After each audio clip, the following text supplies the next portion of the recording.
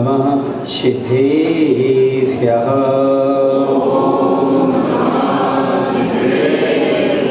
नमः श्रीवर्धमानाय निर्धूतकलिलात्मने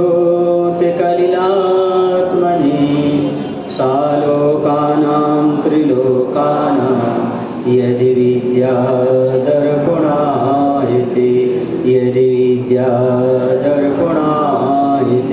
बोलिए हिंसा परमो धर्म की। देवाय देव मूल नायक श्री शंभोनाथ भगवान की। आचार्य कुंद महाराज की। आचार्य गुरुदेव भगवान श्री विद्यासागर जी महाराज की।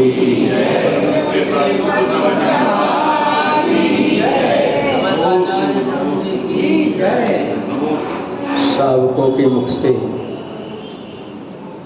बहुत बार सुनने को मिलता है, मैं 16 का हूँ, मैं 16 का हूँ। वो 50 का भी हो तो भी क्या बोलता है, 40 का भी हो तो भी क्या बोलता है, 10 साल का भी हो बच्चा तो क्या बोलता है। 16 कहते किसे?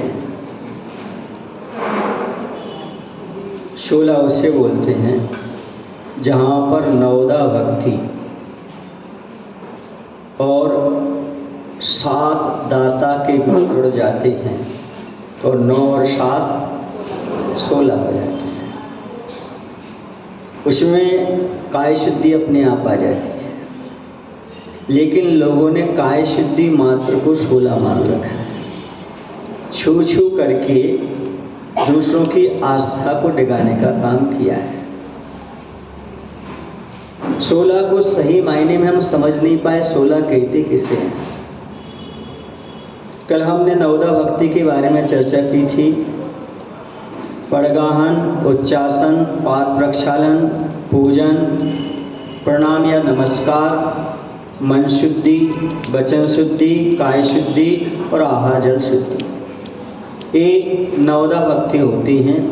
इसे 9 पुण्य भी कहते हैं, अर्थात 9 प्रकार से पुण्य कमाने का तरीका। हम पहुंच गए थे वहाँ तक कि मुनि महाराज के लिए हमने क्या किया था, उच्चासन के बाद, प्रणाम के बाद, पूजन के बाद थाली दिखा चुके थे, है ना। उसके बाद फिर निवेदन किया था, ये स्वामी मन शुद्धि, वचन शुद्धि, काय शुद्धि, आहार जल शुद्ध है, भोजन ग्रहण कीजिए। अंजलि छोड़ मुद्रावान वाली बात कहीं भी नहीं लिखी। वो उनका काम है, उन्हें क्या करना, हमें तो भोजन देना है, तो भोजन ग्रहण करने का निवेदन करना है। अब हमें ये सावधानी रखना है कि हम महाराज वहाँ पर आ गए चौके के अंदर, अब कोई आरंभ की क्रिया नहीं है। महाराज हमें ऐसा लगता है कि सर्दी का समय है, प्रकृति अनुकूल नहीं है, थोड़ा महाराज को गर्म सी चीज़ चल जाए तो अच्छा हो जाए। भाव तो रहता है, पर गर्म बनाए रखने का तरीका है। पहला तरीका ये है, आपके पास सिगड़ी हो सकती है। सिगड़ी में कोयला रहता है, क्या रहता है, और उस तरफ कोयला रखा रहता है, सिगड़ी रखी रहती है, उस पर आप अपना एक परात रख लीजिएगा। क्या रख लीजिएगा? परात। परात रख करके और उसमें जो आपका पानी है वो गर्म बना रहेगा परात का, क्योंकि ऐसा ना कि आपका जल रहा हो और दिख रहा हो आपका सिगड़ी। जो आपने पहले रखा है वो सामान से रखी हुई, इसमें हीट बनी हुई, उसमें 2-4 अंगार पड़े हैं, कोई दिक्कत नहीं, महाराज को नहीं दिखना चाहिए, क्योंकि आपकी व्यवस्था है। अभी आपने महाराज के लिए आरंभ कुछ भी नहीं किया, वो आपका पहले से था, है ना। क्योंकि ये लिखा है आगम में, जब घर से धुआं उठना बंद हो जाए तब उनके यहाँ आहार करने जाए। ऐसे में अब आपके गैस में तो धुआं समझ में नहीं आता उठ रहा है कि नहीं उठ रहा है। तो आप गर्म पानी में अपने जो सब्जी वगैरह है, जो सामान आपको रखना है, उसको रख लीजिएगा और अपना जो गर्म बना रहेगा वो कब तक, जब तक महाराज का आहार चलता रहेगा। कुछ भी जलाने करने की कोई अब आवश्यकता नहीं पड़ेगी। ये आपका तरीका है। कुछ लोग तरीका ये अपनाते हैं, थर्माकोल रख लेते हैं, उसमें जमत नहीं। थर्माकोल को एकदम हम शुद्ध नहीं कह सकते और उसके साइड इफेक्ट भी आ सकते हैं। अभी नहीं आ रहे, धीरे धीरे आगे आ सकते हैं। उस पद्धति को बिल्कुल मत अपनाइएगा। कोई भी सामग्री थर्माकोल के अंदर रखने का प्रयास मत करिएगा। समझ गए ना? रसोई घर में प्रकाश पर्याप्त होना चाहिए। जहाँ पर आप रसोई बना रहे हैं और जहाँ पर मुनिराज को आप आहार दे रहे हैं। वैसे तो जहाँ पर आप बनाते हैं वहीं पर मुनिराज को आहार कराना चाहिए। अब कई बार ऐसा होता है कि आपका जो बनाने का रसोई घर होता है छोटा होता है, इसलिए आप हाल में ले आते हैं, बड़े कमरे में ले आते हैं, तो वहीं बनाना चाहिए फिर बड़े कमरे। फिर उठाना रखना यहाँ से ले जाना करना ठीक नहीं। कम से कम दिखना चाहिए आपने रसोई बनाई किस चीज़ से है, कहाँ पर आपने रसोई बनाई, वो दिखना चाहिए आपकी चीज़ कहाँ कैसा है, ताकि महाराज देख सके कि आप बीच में कुछ गड़बड़ तो नहीं कर रहे हैं। ऐसा में विवेक के साथ काम करना है, महाराज को भी दोष नहीं लगाना और खुद दोष से मुक्त होना है, चर्या को निर्दोष बनाने का प्रयास करना है। ऐसा में आपको हाँ। अब कई बार भावुकता ऐसी होती, कोई बाहर से आता है, तत्काल अपनी सामग्री लाता है और तत्काल शोध करके उसको बना करके ले आता है, वो अच्छा नहीं। कैसे? जैसे आप कोई फल लेकर के आए, है ना, अब लेकर के अंदर गए आप, जाकर के उसको बनाया जल्दी ऐसा, अब आप प्राशुभ कैसे करोगे इसको? आप ऐसी सामग्री लेकर के आए जो आपके गर्म पानी से धुल करके प्राशुभ बन सके। फल वगैरह आदि ये बिना अग्नि पक्व के प्राशुभ नहीं होते। महाराज मैं अब भी लाई हूँ, फलाने यहाँ से लाई हूँ, पर प्राशुभ कहाँ से होगा, तुम लाए? ऐसा में आपको तो विवेक वहाँ पर रखने की आवश्यकता है। अब जहाँ पर आप भोजनशाला में बना रहे हैं वहीं पर आहार कराएं तो सबसे अति उत्तम माना जाता है। अब थोड़ा सा ये समझें कि आहार देने में सावधानी क्या रखना। कोई भी जो आपकी सामग्री है उसे रात में कूट कर नहीं रखना, रात्रि में कोई भी काम नहीं करना। सूर्य उदय के बाद और सूर्य अस्त के पहले तक कोई भी काम कर सकते हैं आप। सूर्यास्त के बाद कोई भी आपको काम नहीं करना। वैसे तो स्वयं के लिए भी नहीं करना चाहिए आप लोगों को, लेकिन वृत्तियों के लिए विशेष कह रहा हूँ। आप यदि दान देना चाहते हैं तो सूर्योदय के बाद ही कोई कार्य प्रारंभ करें और सूर्यास्त के पहले ही आपके कार्य बंद हो जाना चाहिए। शुद्धि के वस्त्र का हमने कल बता दिया था। आप जितने ही वस्त्र पहन रहे हो बाहर भीतर पूरे शुद्ध होना चाहिए, बदल करके उनको लिए पहनना चाहिए।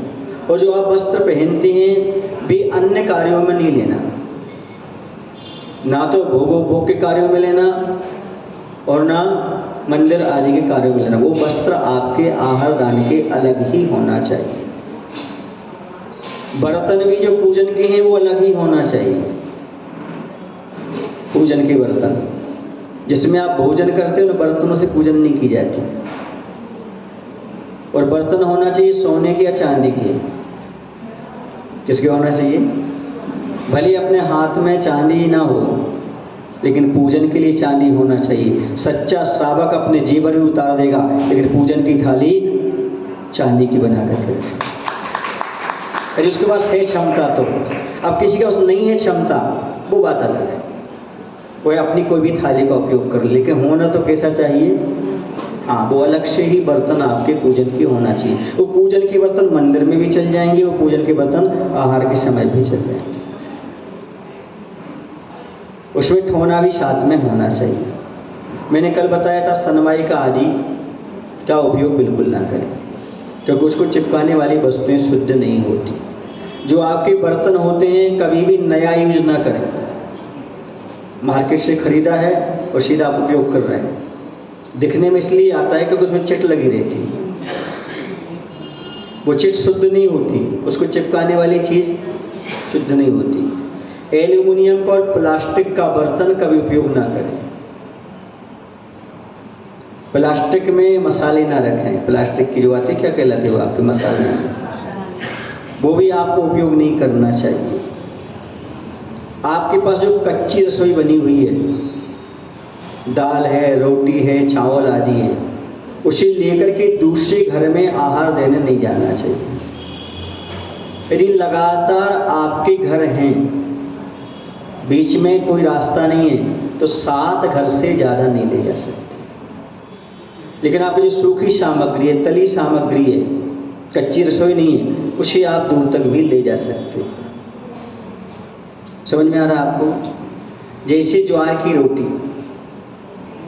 वो आप ट्रांसफ़र नहीं कर सकते, है ना। मात्र लगातार यदि घर हों 7 घर तो ही भेज सकते, बाकी नहीं पहुंच सकती। जैसे चावल है, नहीं पहुंच सकता ऐसा में, क्योंकि वो तली हुई चीज़ नहीं है, कच्ची रसोई कहलाती है। कभी भी खाली हाथ आहार देने के लिए नहीं जाना चाहिए। आपका स्वयं का दान कुछ ना कुछ तो होना चाहिए। मैंने कल कहा था, भले आप सौंफ लेकर के जाओ, लौंग लेकर के जाओ, किशमिश लेकर के जाओ, बादाम लेकर के जाओ, कुछ भी लेकर के जाओ, खाली हाथ कभी आहार देने नहीं जाना। देखो, भगवान के पास कभी खाली हाथ नहीं आना, राजा के पास कभी खाली हाथ नहीं जाना, वैद्य के पास कभी खाली हाथ नहीं जाना, और गुरु के पास भी कभी खाली हाथ नहीं जाना, लेकर के ही जाना। ऐसे में आप लोगों को दूसरी बात यहाँ पर ये है कि आपके जो घर में होता है, ऐसा होता है कई बार कोई घर का व्यक्ति जो होता है ना, वह बीमार होता है, उसे कभी आहार के समय सामने ना लाए।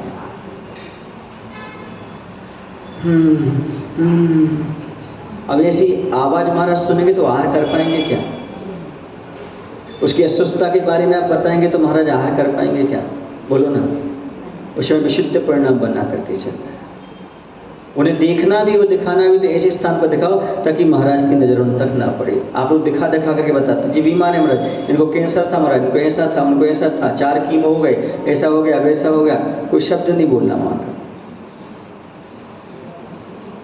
दूसरी चीज़, जैसे आप कोई अस्वस्थ हैं आपके घर की, महाराज को पाटा पर आपने बैठा दिया और महाराज आहारचर्या कर रहे हैं या खड़े हुए हैं, उस समय कोई भी कितनी भी परिस्थिति वाला हो, वहाँ कुर्सी लगा करके ना बैठे।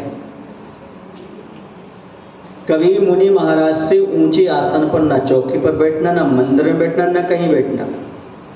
पूछो क्यों नहीं बैठना महाराज? क्योंकि संलेखना बिगड़ जाती, समाधि नहीं कर पाता वो जीव। जो जीव गुरु से ऊपर आसन पर बैठता है उसका कभी सुमरण नहीं होता। अपने मरण को सुधारना चाह, जीवन तो बिगड़ ही गया तुम्हारा, हाथ पे तो बेकार हो गए तुम्हारे, मरण सुधार लो। कभी भी गुरु के ऊपर आसन पर नहीं बैठना। कुछ लोग ऐसा होता है, सीढ़ियाँ बनी रहती ना, खड़े होना लगे उस पर बैठ जाते हैं। महाराज नीचे पार्टी पर बैठे रहते हुए आप लोग ऊपर सीढ़ी पर बैठ जाते हो। ये कभी नहीं करना। भले आपका पैर खराब हो कितना भी, आप दूसरे कक्ष में जाकर के बैठ जाइएगा। महाराज का दिखना नहीं चाहिए जहाँ आप बैठे, ना पीछे बैठिए ना आगे बैठिए। कभी कुर्सी पर, स्टूल पर, बेंच पर नहीं बैठना, क्योंकि महाराज के पाटे से ये सब चीज़ें क्या हो जाएंगी? ऊंची हो जाएंगी। ये आपके जीवन के लिए बता रहा हूँ, अभी नहीं कह रहा हूँ, चौकी की बात कह रहा हूँ। ऊपर कभी नहीं बैठना। दूसरी चीज़, कभी भगवान के सामने ऐसे पैर करके नहीं बैठना। गुरु के सामने जैसे लोग अभी बैठे हैं, गुरु के सामने सीधा पैर नहीं होना चाहिए। भगवान के सामने कभी भी सीढ़ियाँ जो होती हैं मंदिर में ऐसी नहीं होती। क्यों नहीं होती? क्योंकि ये पैर आपके ऐसे पड़ेगा। कौन है सामने? भगवान है। इसे कभी ऐसे पैर करके भगवान के सामने नहीं बैठना। गुरु के सामने कभी नहीं बैठना है ऐसे। बच्चों को तो आप मना कर देते, आगे पैर मत करो, और आप कर ले, थोड़ी तिरछी बैठा करो। कभी भी भगवान की शांति धारा, अभिषेक यदि आप देख रहे हो तो जस्ट भगवान की दृष्टि आप पर पड़ रही हो, वहाँ खड़े नहीं हो। अभी हमने बहुत सारे लोगों को देखा है, बैठ जाइएगा, कभी भी दृष्टि नहीं मिलना चाहिए, न शांति धारा वाले भगवान की न वो भगवान की। थोड़ी तिरछी खड़े होइएगा। क्यों? उस समय देवी देवता भी दर्शन करने आ सकते हैं, और भी जो पीछे खड़े वो भी आ सकते हैं। और आगम में सीधा खड़े होकर के भगवान के सामने दृष्टि मिला करके दर्शन करने का निषेध है। हमेशा थोड़े तिरछे में खड़े होकर के दर्शन करना चाहिए, सीधा वो नहीं होना चाहिए। ऐसे मुनि महाराज के साथ भी जब आप आहार दे रहे हो तो कभी ऐसे पैर खड़े मत होइए आहार देने की। वहाँ थाली पकड़ने वाले को खड़े करिएगा, आप यहाँ से दीजिए, यहाँ से दीजिएगा। दूसरी बात यह है, कभी पीछे से आहार नहीं देना चाहिए। कहाँ से आहार नहीं देना? पीछे से दिया हुआ आहार अंतराय का कारण माना गया है।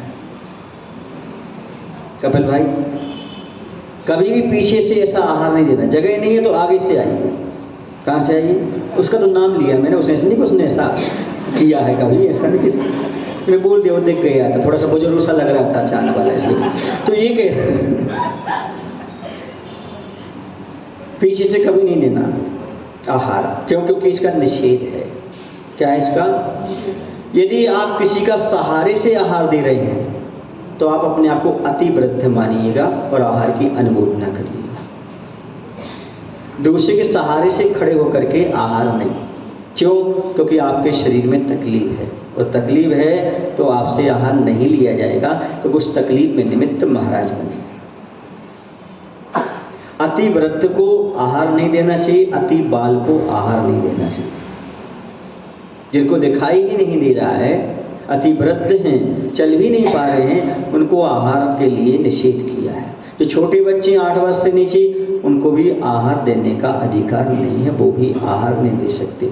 आपको लगातार खांसी चल रही है, आपका विवेक ये बोलता है उस दिन आप शुद्ध वस्त्र पहन करके चौके में ही ना जाएं। यदि आप पहुंच गए हैं, फिर खांसी आपको शुरू होती है, आप एक ग्रास दीजिए और तत्काल बाहर हो जाइएगा, क्योंकि आपके माध्यम से महाराज को रोग हो सकता है। जितना आपको पुण्य नहीं मिलेगा उतना आपको पाप का बंद हो सकता है। 4 लोगों को विकल्प भी उसमें उत्पन्न हो सकते हैं, इसका विशेष ध्यान रखना है। अगली बात यह है कि नाखून, पालिश, लिपस्टिक यदि आपके शरीर में है तो आप आहार देखने भी मत जाइए, देने तो ठीक है। क्या कह रहा हूं? मंदिर ही नहीं आइए आप, आपको पुण्य लग जाएगा घर बैठे। लेकिन ऐसे पवित्र स्थान को खून से मत रंगिए, ऐसे पवित्र स्थान को हिंसा का बाजार मत बनाइए। क्योंकि ऐसा हुआ है कि चौके तक प्रवेश कर गए लोग। ज्ञानोदय की बात कह रहा हूं और कहीं की नहीं कह रहा। इसलिए इसका विशेष ध्यान रखें कि आपने 16 पहना तो ये ध्यान नहीं रखा कि हमारे नाखून में खून लगा हुआ है। आपने नहीं बचा, आप मुंह में खून लगाए हुए घूम रहे हैं। ऐसे पवित्र स्थान को अपवित्र मत करो।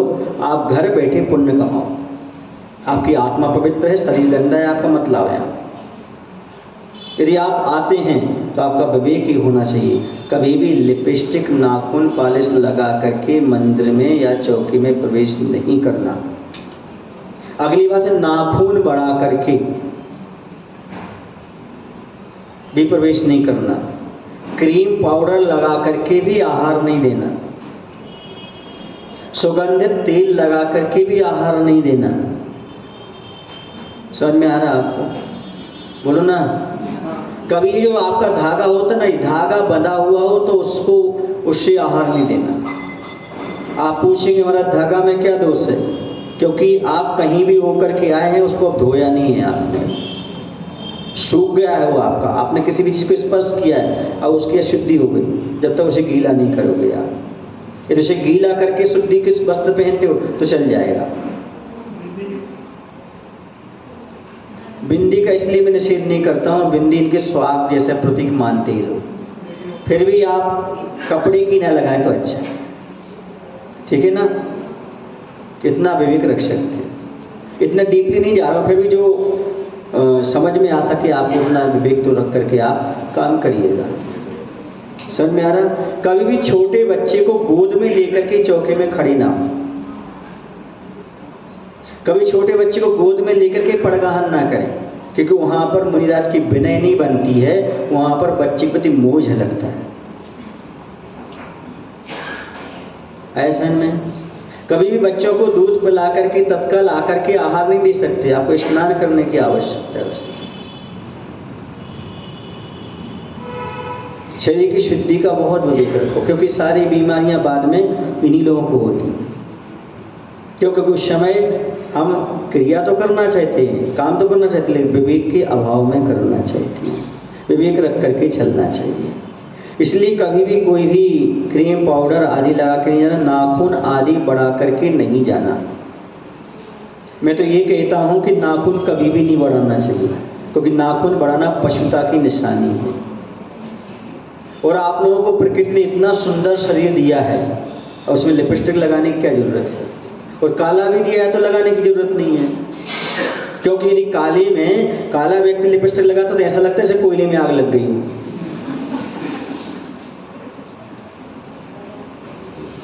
आया आपको समझ में? नहीं आया तो वो भी ठीक नहीं है। और सुंदर शरीर तो भी लगाने की जरूरत नहीं है, नेचुरल आप लोग सुंदर हैं। और क्या काला रंग क्या रूपवान नहीं होता क्या? कितने कलर होते हैं? काला एक रूप होता है कि नहीं होता है? बोलो ना, ब्लैक बोर्ड चमकता नहीं क्या? ब्लैक बोर्ड, वो ब्लैक बोर्ड चमकता नहीं क्या?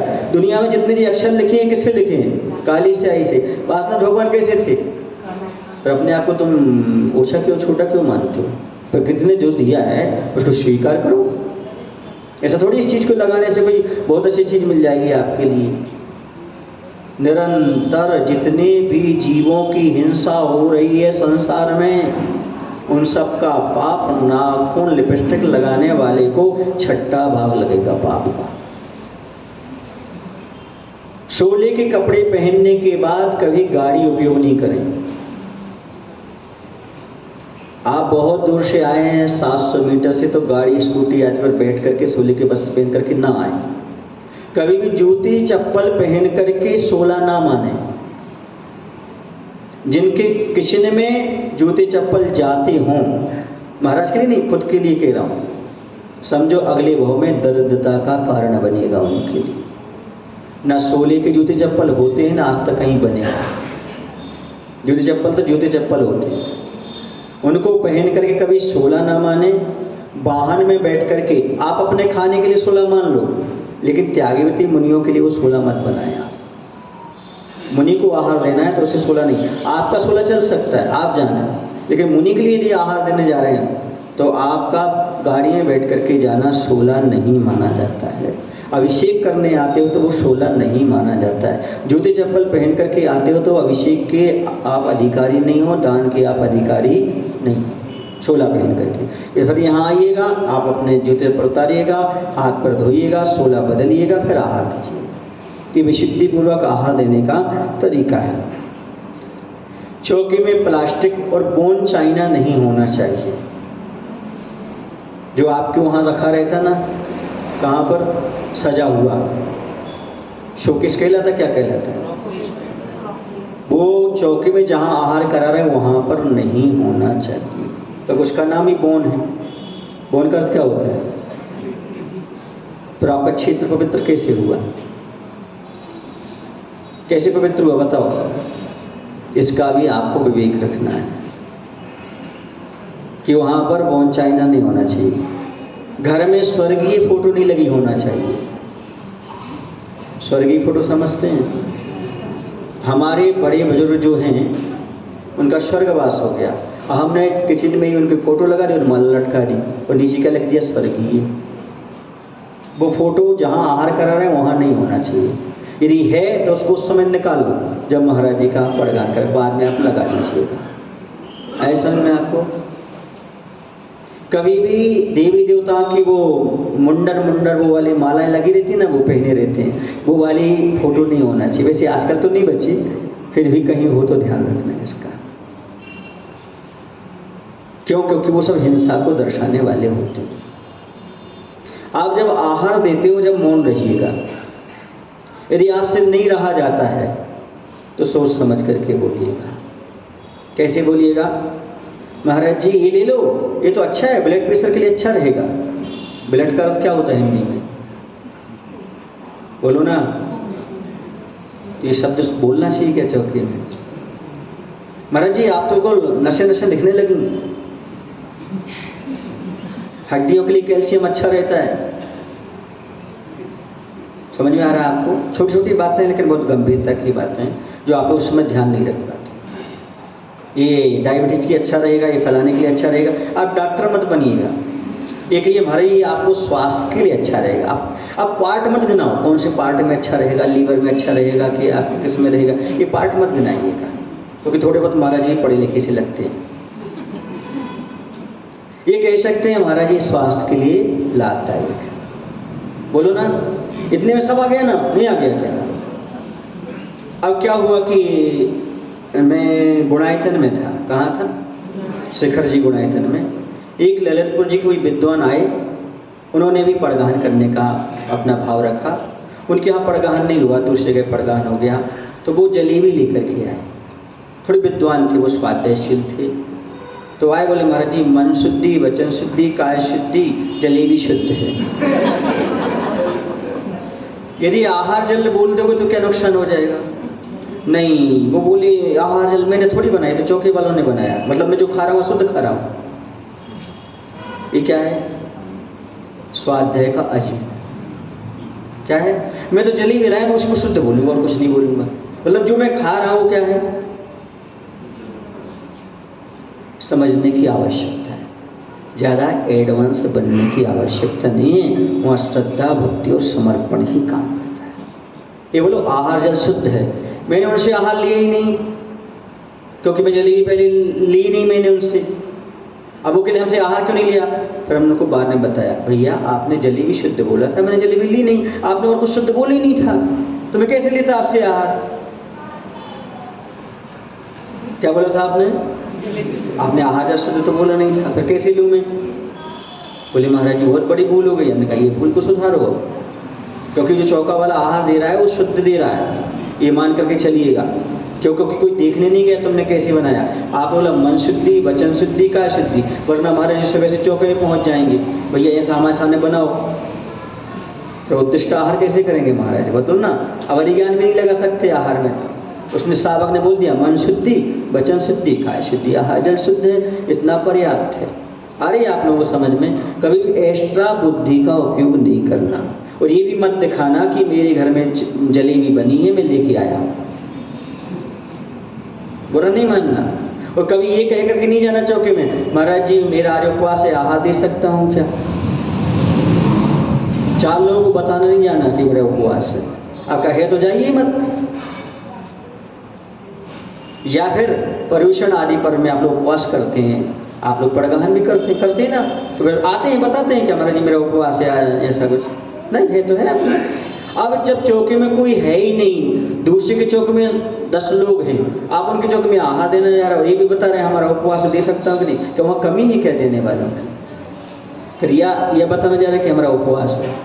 नहीं, हमारे बाहर किसी ने मना कर दिया था कि उपवास, मैंने उसको भी बताया है कि हमारा उपवास है। कुछ बातें कॉमन सेंस की रही थी। किसकी रही थी? आपको समझना है। अब महाराज को वहाँ जाकर के स्पष्ट बोल रहे हैं, तो महाराज कैसे लेंगे बताओ? या तो आप दे करके चुपचाप निकल जाइएगा, वहाँ बताने की आवश्यकता नहीं है। अब प्रश्न चिन्ह भी खड़ा करो और उत्तर भी खुद महाराज से करो, उस समय हमारा उत्तर क्या देंगे? समझ में आ रहा है आपको? आहार देते समय किन चीज़ों का विवेक आपको रखना है। अगली चीज़ ये जो हमने कहा, शब्द भी सोच समझ करके बोलो वहाँ पर। उसके बाद जो भजन होता है ना, भजन भी सोच समझ करके बोलना चाहिए। महाराज जैसे कुल्ला कर रहे हैं तो हाथ में पानी है, नालिका बने जाऊं न पानी, निर्मल गंगा जल ही बनाना। अब महाराज के हाथ में क्या है? आपने क्या बोल दिया? उस समय ऐसे भजन नहीं बोलना। शारन को भक्षण करते देखे, सभी भजन है ना। मैंने मुनि को क्या करते देखा, मैंने मोक्ष के प्रेमी कर्मों से लड़ते देखे। अब वो वहाँ पर तुम खून दिखा रहे हो, सियाल नहीं खा रही है वो बता रहे हो, अब महाराज क्या कर रहे हैं वहाँ पर? देखो विवेक की बात है, बुरा नहीं मानना आप लोग, ये नहीं कह रहा कि भजन गलत है, पर कौन सा भजन कहाँ गाना चाहिए, कॉमन सेंस तो होना चाहिए। वहाँ बैराग नहीं दिलाना महाराज को, वहाँ महाराज की प्रशंसा करना। और महाराज की प्रशंसा कैसी की जाएगी? गुरुवार मेरी आज कुटिया है, और सारे भजन इतने शाकाहार शाकाहार शाकाहार, ये वाला भजन नहीं। वहाँ हमें विवेक रखना। हो सकता है आज तो एक महाराज है, दूसरे महाराज बाजू में आहार भी कर रहे होंगे, एक महाराज का आहार हो गया, अब आप ऐसा कर रहे हैं तो महाराज का क्या होगा बाजू वालों का? हमारे साथ में और में ऐसे ही हुआ था। नेवावर में टीन सेट रहे थे ना उस क्षेत्रों पर, तो यहाँ पर हमारे एक क्षेत्र इसमें आहार चल रहा, दूसरे महाराज के यहाँ चला, उनका जल्दी आहार हो गया, वो गाने लगे राजा राणा छत्रपति, हम बैठ गए। अब बैराग भावना सुनते हुए आहार कैसे होगा? आज जैसे बोलते देखो सांप को कितना विवेक तो रखना चाहिए, वहाँ पर क्या बोलना और क्या नहीं बोलना। आज जैसे कहते सांप को का विवेक तो देखो, शादी चलती है वहाँ पर वो 12 भावना चलाते रहते, राजा राणा छत्रपति कहाँ हो रही, वहाँ पर शादी हो रही तो भी, यहाँ आहार हो रहा तो भी, बस चलाना है। भाव भाषण बिल्कुल भी नहीं, उस पर ध्यान जाने की आवश्यकता नहीं उन लोगों की। समझ में आ रहा है? तो ये चीज़ें आपके लिए थोड़ा सा सोचने की आवश्यकता है। कुछ सामग्रियाँ ऐसी होती हैं जिनके नाम कभी नहीं लेना चाहिए चौके में, जैसे पुलाव कभी नहीं लेना चाहिए। इसका अर्थ क्या होता है? मांस। आप पका हुआ चावल बोल सकते हैं, तला हुआ चावल बोल सकते हैं, लेकिन कभी पुलाव नहीं बोलना। सुने ना, कभी कोफ्ता बोलते ना, कोफ्ता क्या बोलते उसको, वो भी नहीं बोलना, कोफ्ता नहीं बोलना। क्या बोलोगे फिर कोफ्ता के लिए? लौकी की पकौड़ी बोल सकते हैं, क्योंकि इनके जो प्रचलित नाम हैं ये मांस से जुड़े हुए हैं, मांस से जुड़े हुए हैं। तो इसका अर्थ क्या होता है?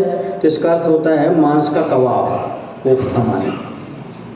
इसलिए शब्द कभी नहीं बोलना। क्या बोलना? लौकी की पकौड़ी। आ रहा है आप लोगों को समझ में नहीं आ रहा? कौन से शब्द कहाँ बोलना ये भी समझने क्या। केक नहीं बोलना कभी, उसका नाम है मधुरम। क्या नाम है उसका? जो बर्थडे पर बनाते ना उसका नाम केक नहीं है, उसको बोलते मधुरम। क्या बोलते हैं? अब क्या बोलोगे उसको? मधुरम बोलना। ये सारे शुद्ध शब्दों का उच्चारण करो तो आपके लिए पूरे अंक मिलेंगे। आप लोग क्या करते हैं, नवोदय भक्ति में 25% अंक लेते हैं बस। 75% अंक आपके कहाँ चले जाते पता नहीं। पूजन दूसरों से पढ़वा लेते हो,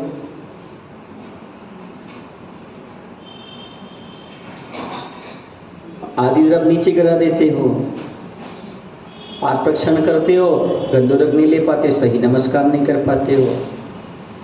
आप सोच रहे होंगे महाराज ये क्यों सिखा रहे हैं? अपने लिए नहीं सिखा रहा हूँ, आपको 100% अंक मिल सके आहारचर्या का, इसलिए कह रहा हूँ। कितने परसेंट मिल सके? आप क्रिया तो कर ही रहे हो लेकिन परसेंट कुछ नहीं मिल रहा आपको, 25% मिल रहा है। इसलिए कम से कम 100% अंक आपको मिल सके, उस चर्या का फल आपको पूरा मिल सके, इसे सिखाया जा रहा है। क्यों? क्योंकि जब तक अपने यहाँ साधु महाराज हैं तब तक उन्हें कोई विकल्प नहीं होना चाहिए।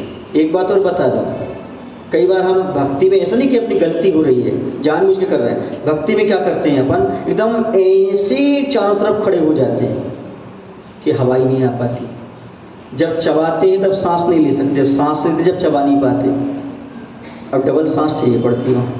तो कभी भी ऐसे झूम बनाकर खड़े ना हो। जैसे 4 लोग आहार दे रहे हैं, उसके पीछे 4 और खड़े हो जाते हैं, उनके हाथ में कोई सामग्री नहीं है फिर भी खड़े हैं पीछे। क्यों खड़े हैं? दूर से भी तो दिख सकते ना महाराज, वहीं क्यों खड़े? थोड़ी हवा तो आने दो, इसे सट करके खड़े हो जाते। और जहाँ से खिड़की हो और प्रकाश का आने का रास्ता हो वहाँ तो कभी खड़े ही नहीं होना चाहिए। तो प्राय करके जो लोग आहार नहीं देते वहीं खड़े हो जाते। कहाँ? जहाँ से हवा आ रही हो, जहाँ से प्रकाश आ रहा हो। उनको 3 बार का हो तो 1 बार सुनते हैं, जब 6 बार का हो जब आगे हटते हैं। किसी का हटाने का भाव नहीं है, लेकिन वहाँ पर थोड़ा अपना क्या रखना, क्या बोलते उसे, विवेक रखना, वो सबसे महत्वपूर्ण हुआ करता है ऐसा में।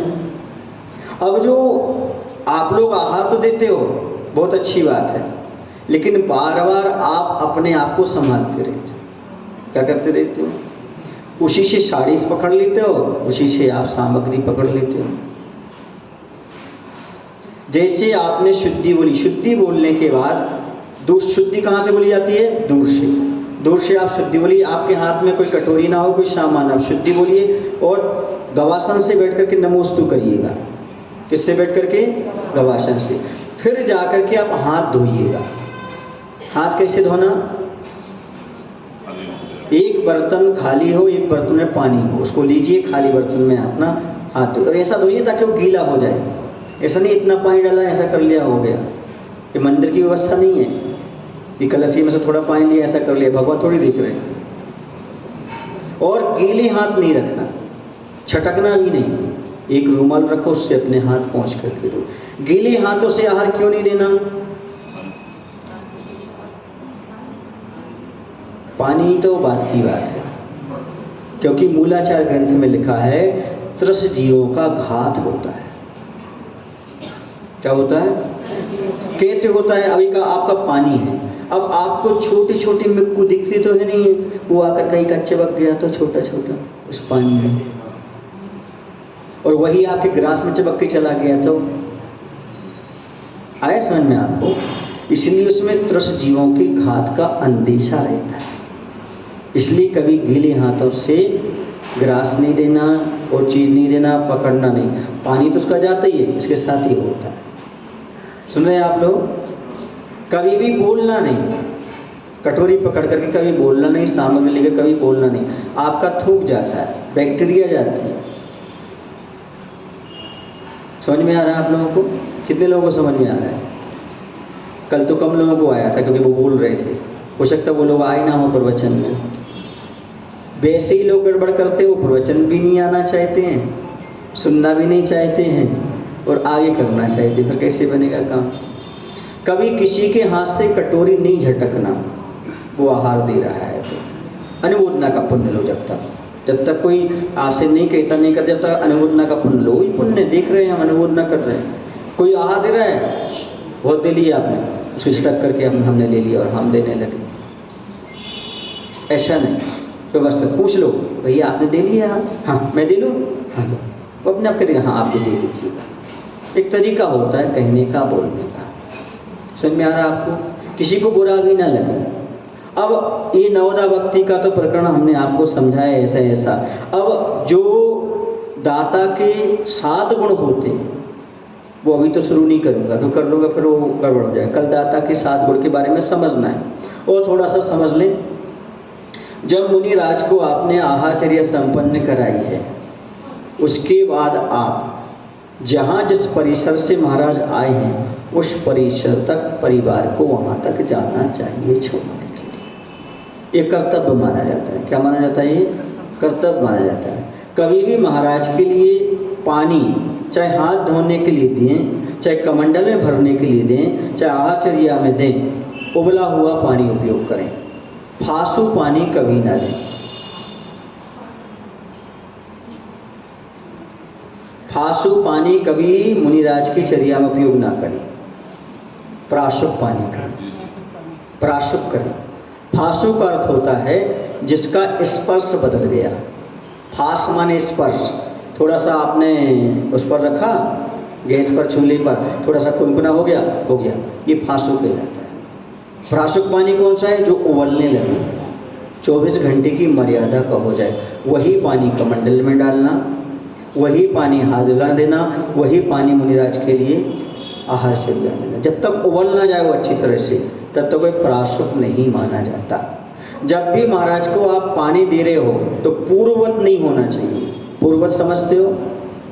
जैसे आपने गर्म करने के पहले रखा था, गर्म करने के पहले कैसा था? वो ठंडा था। अब आपने इतना प्राशुक करने का फिर इतना ठंडा कर दिया कि पूर्ववत ला दिया, तो वो नहीं, थोड़ा सा गर्म होना चाहिए। पूछो क्यों? पूछो ना क्यों? क्योंकि महाराज पंचेंद्रिय विजय वाले होते हैं, 5 इंद्रियों को, और ठंडा पानी जो होता है वो इंद्रियों को पुष्टि करता है। और थोड़ा सा गर्म हो तो इंद्रिय विजय में सहयोग करता है, क्योंकि इंद्रिया कैसी चाहती है? ठंडा ठंडा पानी। तो थोड़ा कैसा होना चाहिए उसमें? हाँ, किसी त्यागी वृत्ति को पेट में अल्सर वगैरह कोई बीमारी हो, उनको ठंडा देना पड़ रहा है, वो मजबूरी है, वो औषधि है। क्या है वो? औषधि है। ऐसा में आपको कभी भी फ्रिज की कोई भी चीज़ महाराज के लिए उपयोग में ना लाए। किसकी चीज़? हाँ, क्योंकि इतनी ताज़ी चीज़ हो जो फ्रिज में रखना ना पड़े आपके। फ्रिज आपके लीवर को, आपके लंग्स को, आपके किडनी को सीधा ही अटैक करता है, उसका सामान। तो समझ में आया? वो कभी आप ना करें। दूसरी चीज़ जो है ना, जो घी बनाते हैं, घी जो होता है वो 1 दिन की मलाई से अधिक का नहीं होना चाहिए। कुछ लोग 1 दिन की मलाई को रख देते हैं गर्म करके, फिर दूसरे दिन की रख देते हैं, फिर 3 दिन से 4-5 दिन की इकट्ठी हो जाती है, फिर घी बनाते हैं। वो अभक्ष्य है, क्योंकि मलाई की मर्यादा मात्र कितनी है? 24 घंटे। 24 घंटे में उसको उबाल कर, ऐसा नहीं कह रहा दूसरा उबाल लिया तो हो जाएगा, तो पानी का भी कर लो फिर ऐसा। एक बार पानी प्राशुक हो गया, सुन रहे हैं आप लोग कि नहीं? आप 24 घंटे हो गए, उसके बाद वो प्राशुक करके यूज नहीं कर सकते। कुछ लोग कहते हैं महाराज हम लोग पानी उपयोग कर लेते हैं लौंग डाल करके, वो ठीक नहीं। वो आप लोग भी करते हैं उपयोग, आप लोगों के लिए कह रहा हूँ छना पानी, तो जब तक उसका कलर ना बदल जाए पानी का, तब तक वो 6 घंटे की मर्यादा का नहीं होता। अगली 4 लौंग डालने से वो मर्यादित नहीं हो जाता है। कलर बदलने का बताया है। क्या बताया है? हाँ, वैसे 6 घंटे की आदि जो मर्यादा है ना, कुछ आचार्यों पुनीत ग्रंथों में नहीं मिलती, क्रिया कोश आदि में मिलती है। इसे सबसे अच्छा है पानी उबालना चाहिए। क्या करना चाहिए? उबाल करके ही पानी वहाँ पर रखना चाहिए। और सावधानी बता दूँ आपको, कभी भी पाटा घसीटना नहीं चाहिए, उठा करके रखना चाहिए। जब भी आप महाराज के सामने पात्र रखते, पात्र समझते हो ना, उसको रखते हो तो पहले आप उजीले में देख लीजिएगा उसके अंदर कोई जीव जंतु तो नहीं है। पात्र थोड़ा सा बड़ा होना चाहिए, ऐसा ना हो कि जो ऊपर छन्नी वगैरह रख रहे हैं ना वो बहुत बड़ी है और पात्र छोटा है, तो पानी कहाँ जाएगा? नीचे जाएगा। जब आप आहार देते हो महाराज को, तब अति वृद्ध व्यक्ति को पानी नहीं पकड़ाना चाहिए देने के लिए। क्यों? क्योंकि वह यहाँ से पानी चलाता है तो पानी आधा नीचे गिरता है। अब जो नीचे त्रसजीव आ रहे होंगे बीच में, वो कहाँ जाएंगे? इसलिए पानी देते समय बीच में पानी दीजिए, बीच अंजलि में, ताकि पानी की धार पहले ही तोड़ दीजिएगा। आप धार क्या करते हो? पूरी अंजलि भरने पर तोड़ते हो तो नीचे गिर जाता है वो पानी। इसका भी क्या करना अपन को? हमेशा विवेक रखना चाहिए कि हमारी अंजलि से पानी ज़्यादा नहीं गिरना चाहिए, नीचे कोई पदार्थ गिराना नहीं चाहिए सोते समय। आ रहा समझ? इसे तो कहता हूँ कि कुछ लोग क्या करते हैं ना, यदि 2 बार शोध लेंगे तो नुकसान तो नहीं होगा, पर वो स्वयं कटोरी लेकर के स्वयं चलाने में वो अपनी बहादुरी मानते हैं या पुण्य मानते हैं। यदि सामने वाला कोई शोध कर आपको दे रहा है तो लेने में कोई बाधा सी नहीं लगती। लगती क्या? डबल तो शोध लिया उसने, नहीं शोध लिया। कभी भी जो है ना, जैसे आपने जग लिया या कोई बर्तन लिया, बर्तन में आपकी अगली पहुँच गई ऐसी, क्या हो गई? मान लो एक गिलास था, आपके ऐसे अंदर अगली पहुंच गई। अब आपका विवेक कहता है ऐसा थोड़ा सा उसी स्थान से पानी नीचे गिरा दे, ताकि वो आपकी अगली का जो स्पर्श हुआ है, अशुद्ध हुआ है, वो शुद्ध हो जाए। हो जाता है कभी कभी जग में ढक्कन वगैरह नहीं होता, दूसरा पकड़ाता है तो अपने उसमें ऐसे हाथ लग जाए, जबकि कटोरी में या जल के बर्तन में, जग आदि में हाथ अंदर ऐसा नहीं पहुंचना चाहिए, अगली वगैरह नहीं पहुंचना चाहिए। जब महाराज को आहार दे रहे हैं तो आपकी चम्मच जो है ना, इसमें स्पर्श नहीं होना चाहिए, इसमें स्पर्श नहीं होना चाहिए अंजलि में, क्योंकि वो जूठा हो जाएगा। अब दूसरा भरेंगे आप, इसका विवेक हमेशा रखना चाहिए। दूसरी चीज़, छोटे बच्चों से दिलाते तो हैं, लेकिन उनको आप पकड़िएगा, उनको हाथ लगवाइएगा।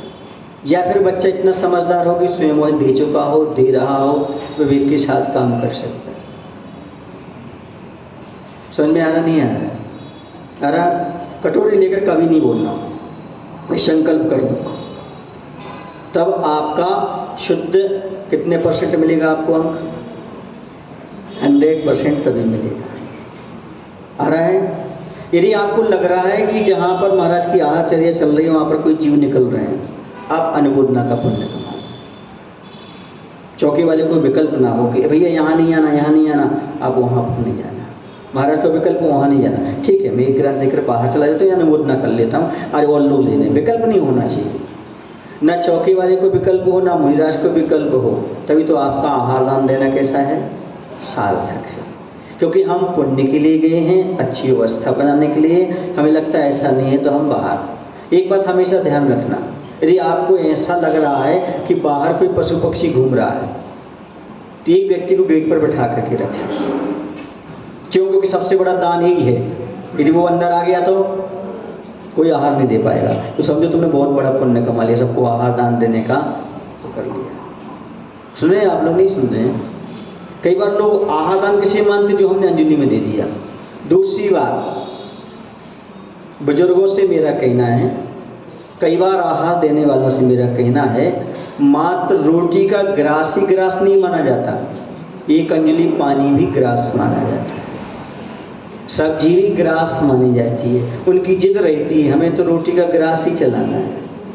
भी धारणा गलत है, क्योंकि जब महाराज लेते हैं आहार तो पानी नहीं चल पाता तो क्या कहते हैं? पानी तो सब कुछ है, पानी नहीं चल पाएगा, जल ही जीवन है। कि एक अंजलि जल भी आपने दे दिया, उसे भी आप आहार मान करके चलिएगा।